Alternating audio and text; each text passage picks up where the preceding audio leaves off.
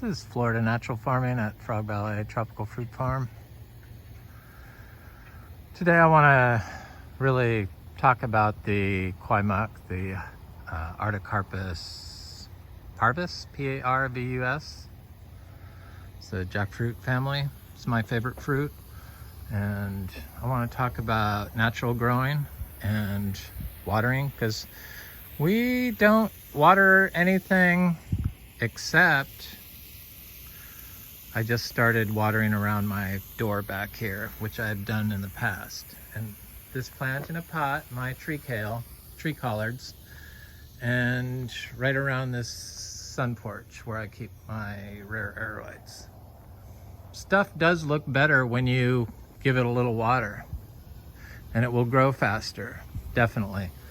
But is it necessary in Florida? I really don't think so. And I want to show people that, and that's what I do. And we focus on natural growing methods, and sometimes people get upset because I say that other people are wrong with the stuff they say, and I talk bad about chemicals used to grow plants and house plants in general, these rare aeroids, because they're pollution and they have the potential to make you sick, chronically ill. They've been shown to do that. So they do the same thing to your plant. Just people, there's no, they're quick to shut a natural organic voice down as delusional or a quack. But there is no other people talking about natural growing here in Florida. They tell people you can't do it. They tell you you have to remove all the weeds and the grass from around your tree trunk because it'll rob and steal nutrients and water from your tree. That is just so basically wrong, because all the nutrients and the water in the sandy soil around your tree is in the weeds and the grass that your tree grows in. It's why pepper trees grow so well here, because that's in the areas that people are not managing. They grow along fence lines and areas that has been disturbed in the past, but is untouched and left alone. That's how we grow everything. We grow everything like the pepper trees are being grown. So we don't walk on our sand. We don't only go in there to harvest or to plant into our grove. And we know that plants have a lot of water and nutrients in them. So we let them grow right up against our fruit trees. You can't remove the water that you're doing when you remove the plants and weeds from around your tree trunk and say that it's the only thing competing with your tree's water is you when you do stuff like that. It's just so wrong. It's just, it's crazy. I discovered that trees like to be grown. It's like a sisterhood. Trees and other plants like to be grown right up against each other, like the three sisters. It's a sisterhood of roots. All the roots interconnected, indigenous plants, roots connected to non-indigenous plants, and sharing DNA with the help of life and fungi in the soil and in the plants. I love these rare house plants. I started growing them to plant in our orchard floor. You know, do cuttings of them and plant them in the orchard floor.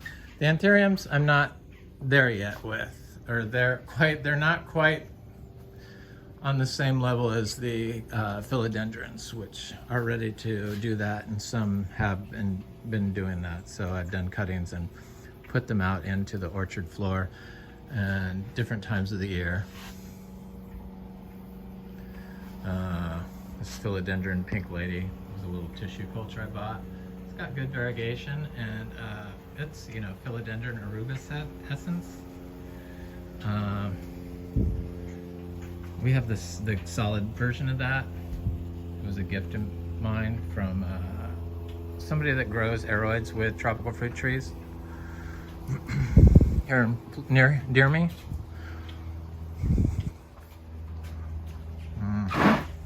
They provide nutrients and they're full of water.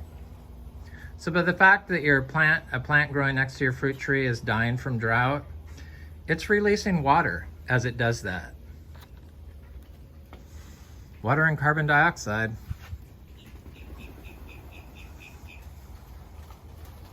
Two things a plant needs. So I'm just looking at this philodendron Jose Buono. I mean, look at the variegation on this thing. It's just so incredible. I see why people really like this. This was a leaf. I started cutting. It had a few leaves on it. I got it from, God, who did I get that from? They're a good company. Plant Pox Inc. I like their plants. Philodendron giganteum.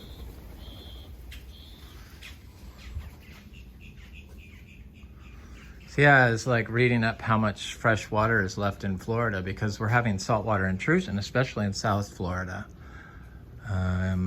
And you can't really do anything about that. Once that happens, it's going to move right through the calcareous rock and right to your house. So it's pretty scary. Got this new tool. I love it. It's like a little handheld chainsaw by these people. I haven't really put it to long-term use, but you have to hold the branch, you know, and be careful. It's like kind of shakes around unless you hold the branch. I've been using chainsaws since I was a child, so I know how to use them well. I grew up in Mendocino County, California, with the logging people. So yeah, we grow all these houseplants in biodynamic compost. I've been thinking maybe I can stay biodynamic and ditch my organic certification. I like having a certification just because it puts a level of trust, hopefully, in some people's minds. I know it does mine. I try to always, I always just eat organic food. I won't eat anything else or use organic ingredients. I won't go out to eat. So I'm kind of pay attention to that kind of stuff because I've gotten sick off, you know, chemicals that they use to grow plants, and especially house plants. And they grow so well in compost. It's crazy that not everyone is doing that. And the only way you can get the health benefits from your house plants is if they're being grown in soil. This has been shown to be true. So whether you believe it or not is your opinion, but you're right, but you can't get the health benefits if you're growing them in pond or semi-hydro conditions. It's impossible. And mixing organic with if you do mostly organic and then just a little bit of the chemical, that's industrial farming, that's pollution. So it's not organic in the least. Ugh. So look how horrible everything looks. I mean, these plants that are just for decoration, they just are, this would scare most people. But I noticed it going on the native trees, some of the oak trees are shedding leaves. And that weed there, that turned brown. Normally, if you see brown like this in Florida, especially in the summer, that's because they've been spraying Roundup. But that's not the case here. This is from Drought. I'll look at that pond a little bit. Some plants do better in drought. These things do great, the bromeliads and the cassava, of course. It's a variegated cassava. But I notice we really don't have any problems with any of the types of plants. It just depends on how many plants you have growing together with them right up against the trunk. Plants can smother each other out or outcompete and then smother. But grass and trees and little weeds, no. Any weeds in general, no. They're not gonna hurt your tree. In fact, planting them in the weeds is one of the best places to start a young fruit tree. We have seeds. I had a Chewy purple sugar apple, my first fruit off seeds I bought a few years ago. I got two trees to germinate, and I planted it this big out in the orchard floor, and walked by the other day and saw, or like a month ago, and saw the there was a red sugar apple fruit, and I knew instantly that was the Chewy red sugar apple.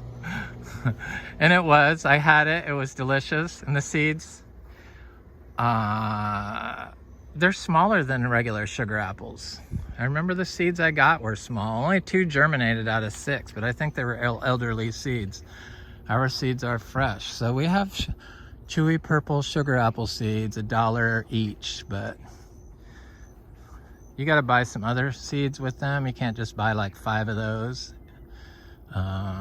So I had somebody that made an appointment to come here twice and stood me up both times, basically. Not basically, he did. So I don't know. It's so irritating. But they will not come back for a 3rd time, and probably we'll be all sold out of sugar apples if they need those also. So that pisses me off when people do that.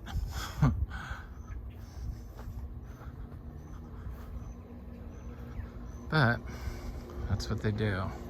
Not very often.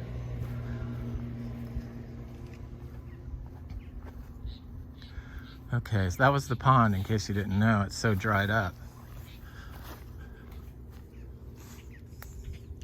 So this white sapote is fine. That Spanish lime is fine. This mangoes, this is just a 2-year-old mangoes. Mangoes, I mean, none of the mangoes have ever been watered, ever.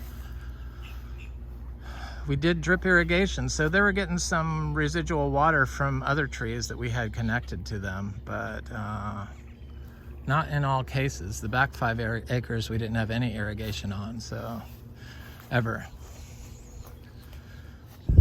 So having all these weeds and stuff growing right up against the trunk of the tree, especially stuff like this,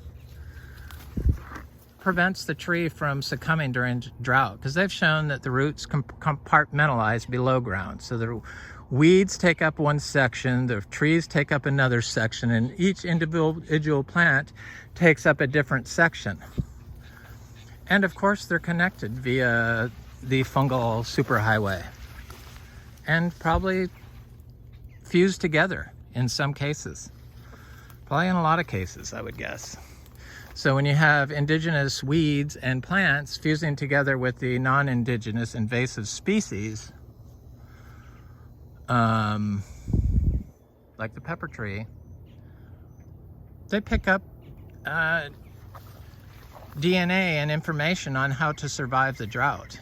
So this is our Kwai Muk tree, our grafted tree, and they used to say that this is like, it might need water to fruit, but that's not what I have found.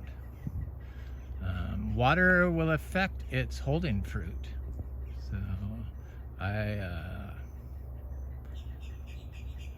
there's a lot of fruit on here, and it's getting big enough. In fact, that's why I came here. I wanted to check to make sure that none of it dropped off, where it's gonna start ripening up soon. This is holding all this fruit. So it has fruits of various sizes. So it has littler fruit, lots of it. And then it has some fruit when it first flowered, like back there. Bigger fruits. My mouth's watering thinking about eating this fruit again. It's a tart, sweet taste. And the more ripe they are,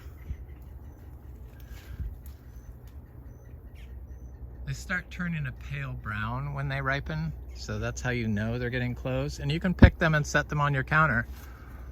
Not a lot of people fruit this.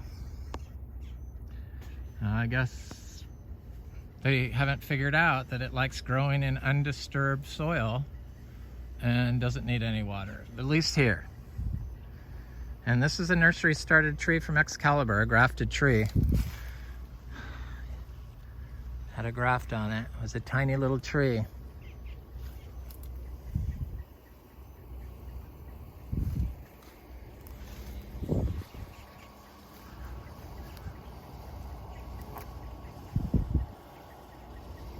Look at the orchard floor, how it's brown. It's almost like it's fall. So that pond, it looks like it's like completely dried up. It's down like five feet easily. Possibly even 6. I mean, that's how shallow it was. So when you see all these ponds around here in Florida, it's because they have been had an ag well in most cases that are full. The full wells is because they've had an ag well that they use to irrigate crops and tapped into the aquifer, an artesian source, and then it's rusted off because the iron rusts off in certain areas because there's salt areas when they're drilling, so that salt corrodes, so then that salt water intrudes into the fresh water. They don't talk about this in Florida, but I'm sure it's a huge problem on why our natural springs are being depleted. Pressure's gone down, but nobody talks about sealing those. But they do mow all the way down to the water's edge and then spray glyphosate around the pond, Roundup, and put something that keeps plants from growing in the water, into the water, which prevents the frogs from going in there in mass numbers. So Florida is just so sad what they do. They don't even, it's just so sad. And then if you try to tell them a different way, they will like run you off and like gaslight you. The bird likes all the shallow water there. So I'm sure if that didn't have all that duckweed in it, that water would be too hot for anything to live in there if it was all dried up. But there's no flow well going into there, so I don't have to worry about it.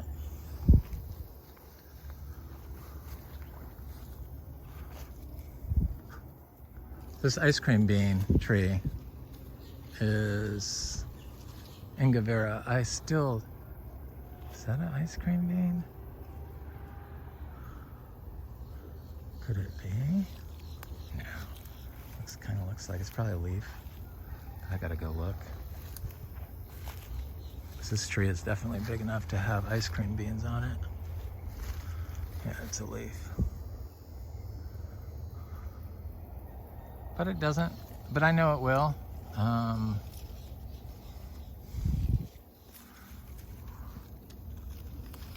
Just not ready yet. I'm sure if we had rain, it would have held, because it's not even flowering now, which is surprising. It was covered in flowers. But it doesn't look like it's suffering from the drought at all. We have other Inga species growing near here, so hopefully they can cross-pollinate and better get fruit set more, perhaps. Or any fruit set, for that matter.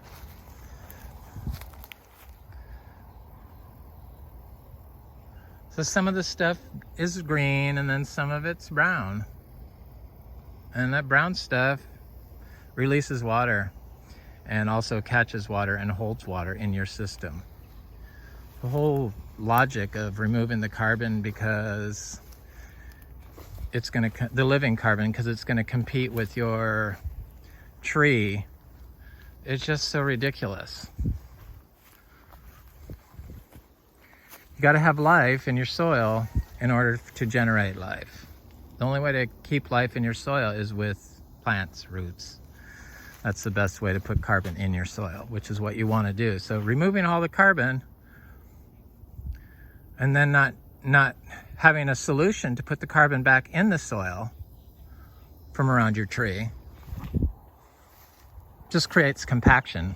It acidifies the soil, makes the soil too hot. Just a lot of it's common. I mean, none of these trees, people talk about different things. How do you do this? How do you do this? Everything kind of grows the same way. It's another thing that just throws me off. Yeah, some stuff doesn't like sun and some stuff doesn't like standing water. Some stuff hates drought, but you can fix that drought problem with a lot of plants that are growing in the soil. That's all that water and all the plants. All the plants is water in the soil. Stuff like this freaks people out. That's a pomelo tree. Why do you have your trees like that? Because we're a natural farm and I want to see exactly what's going on. And what I found in Florida is that citrus looks like that during times of drought, during the day. And during severe drought, it will stay like that during the night too. It's been really hot. It's been exceptionally hot here. I think the heat killed one of my anthuriums.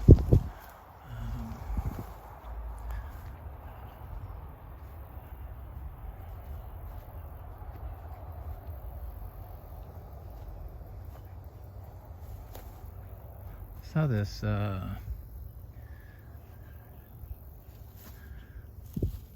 Artocarpus cross Chempajack tree that I planted. It looks like totally like it's thriving. The drought conditions.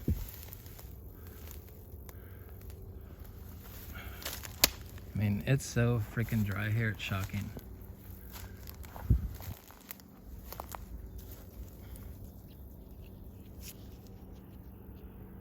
It's about how I like my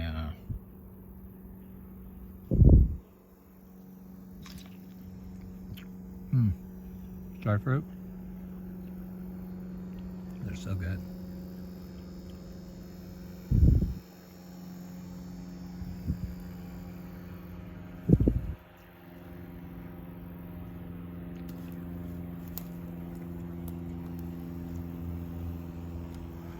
So this little pepper tree. So what I do wrong is I pull this up, which disturbs the soil, releases water and nutrients right there by doing that, and kills all the life that was in that root. I guess this is what people would call chop and drop, and then they set it on top. But unfortunately, all the nutrients that were going into the soil from the living plant, from this root being in the ground, are now going to wind up in the air.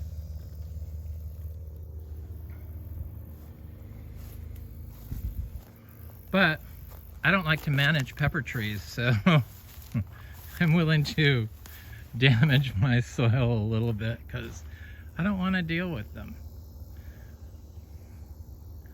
They will outcompete and shade that thing, or that tree will thrive and grow big too. Probably it would thrive and grow big. I guess I need to leave a pepper tree under one of those and see. The citrus doesn't seem to have any drought problems.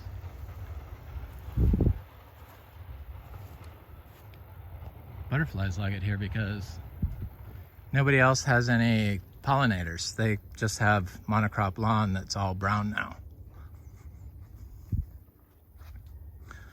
Doesn't look very good.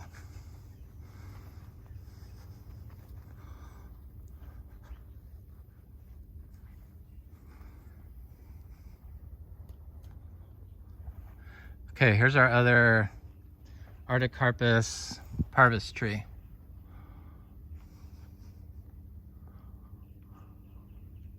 It's a seedling tree. It's fruited. It fruited last year. I was looking at it from in the sunroom to see if I could see any fruit on it, because you don't always see the fruit. It had lots of fruit on it, but it dropped all of them. Last year, this seed-grown tree only produced one fruit.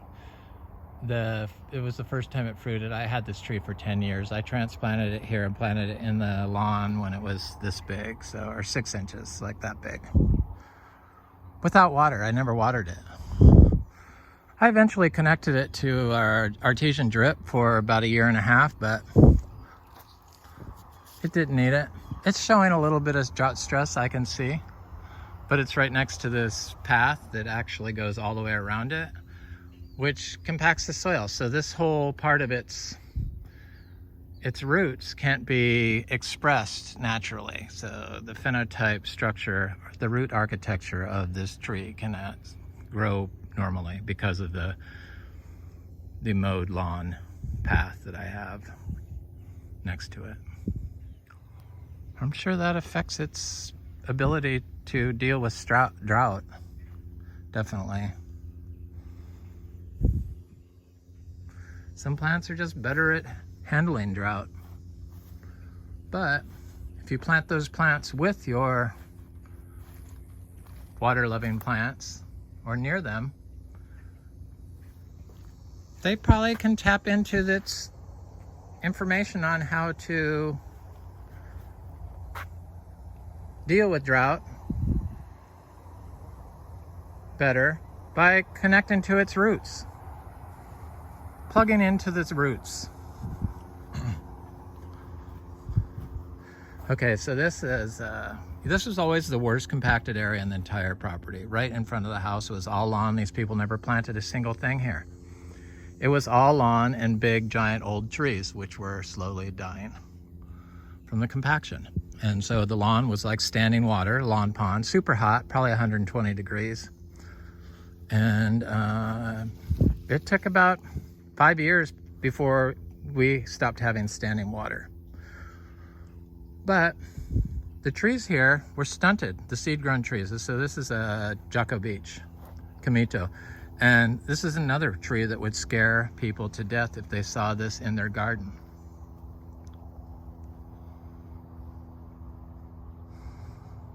But I know that this tree will survive because of the years I've watched it grow.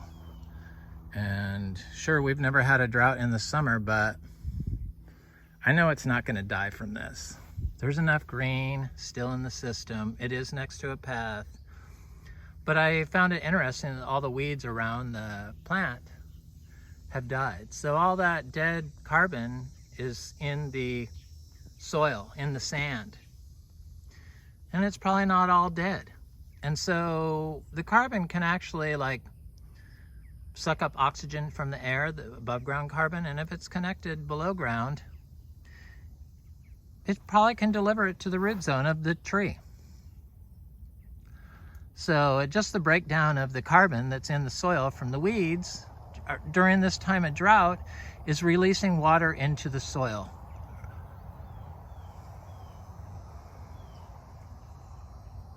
If you didn't have the weeds growing right up to the tree, you wouldn't have any water in the soil.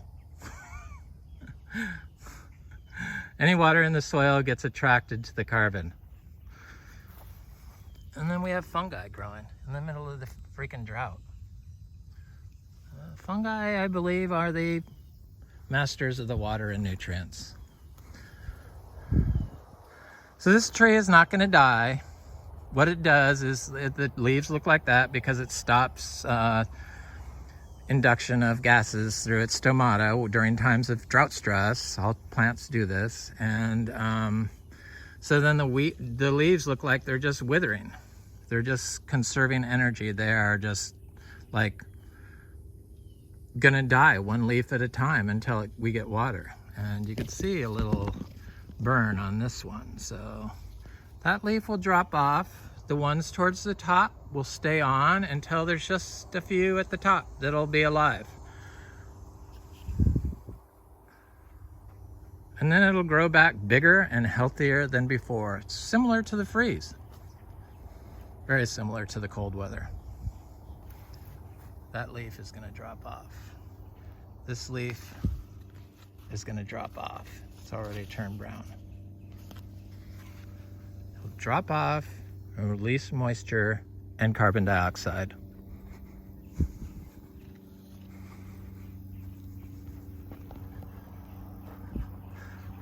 Well, what did I see about the Artocarpus parvus that I found interesting? What did they say about how to take care of it? I don't know, they said to fertilize it and stuff. They had some recommendation, it was 666. And then they said use 15% organic matter or something like that, you know, organic fertilizers.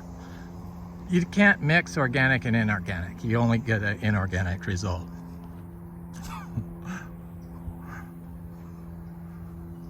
The only way to get a natural organic result, which is how the plants developed and grow the best, is with an all natural organic system.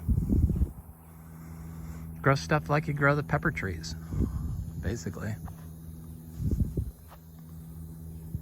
People just get envious because those pepper trees look so good and their gardens look so bad. It's because they're growing in the part that you're not managing. So we don't walk on any of this. Just like the sand dunes. The sand is extremely fragile in Florida.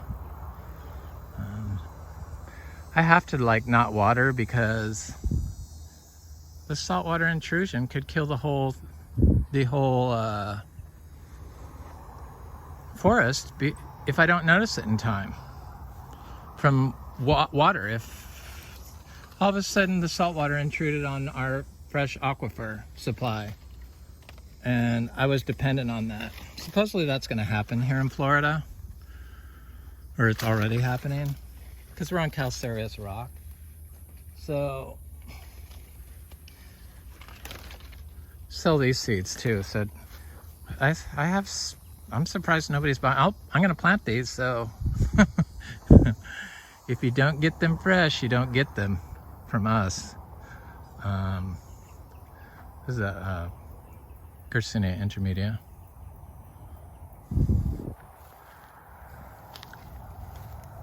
They're good. Yeah, so the saltwater intrusion into the fresh water is inevitable with our current farming practices here in Florida. I have this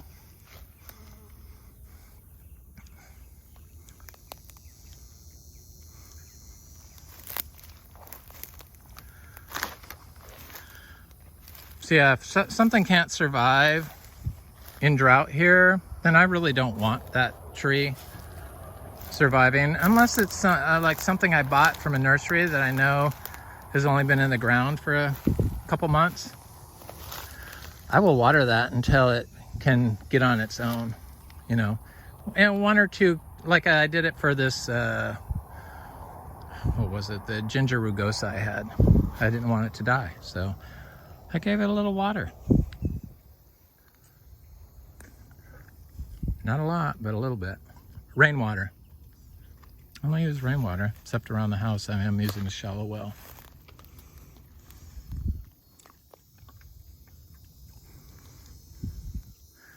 Garcinia intermedias are good, and they seem to not mind. None of the Garcinias seem to mind the rain, the lack of rain. So they're already tapped into the aquifer.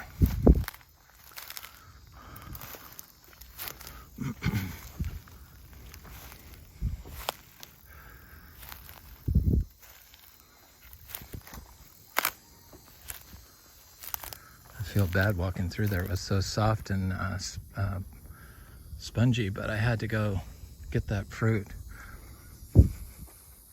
That's, you know, I've walked into that tree 2 times in the last 7 years. 3 times.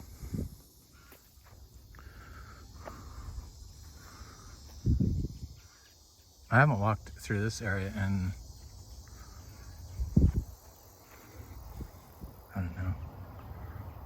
I used to walk through here doing the foliar sprays. I have to do it when I do the biodynamic sprays.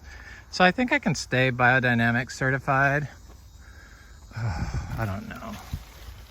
I don't know if I want to do it, but I'm not going to do organic. I know that. If I can't do biodynamic without doing organic, then I'm pretty sure I can, because they've kept the records of what I've done and I don't ever change. So I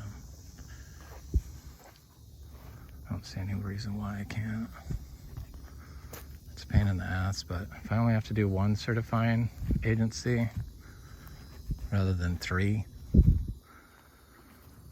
Okay, so this is a native tree during times of drought. See how it's killing certain leaves of it? Rather than all the leaves going limp, just certain leaves are dying. But there's the tip, green, and then there's the lower ones, brown, all the way up. So the trees, all these trees, these Garcinia trees, the Comito, everything is an invasive species here, or has the potential to be an invasive species here.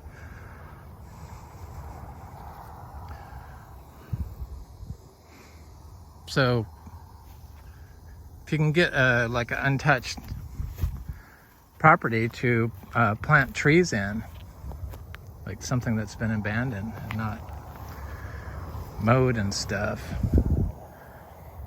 the tree would probably do better than if you got in there and mowed everything down and removed the plants from around your tree. Some stuff, it gets like, I don't like this thing, even though it's a nitrogen fixing plant, it will strangle a tree. So I always break them off and try to get them to grow elsewhere.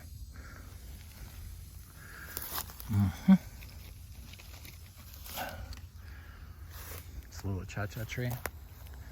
Anyway, it's Frog Valley Tropical Fruit Farm. I hope you have a beautiful day.